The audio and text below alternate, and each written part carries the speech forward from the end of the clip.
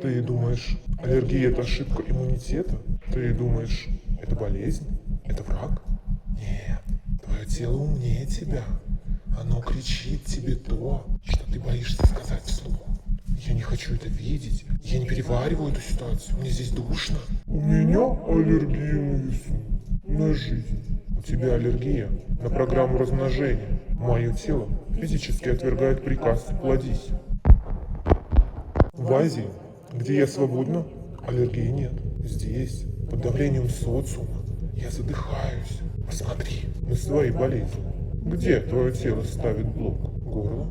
Ты не можешь высказаться. Спина? Ты тащишь чужой груз. Желудок? Ты не можешь принять реальность.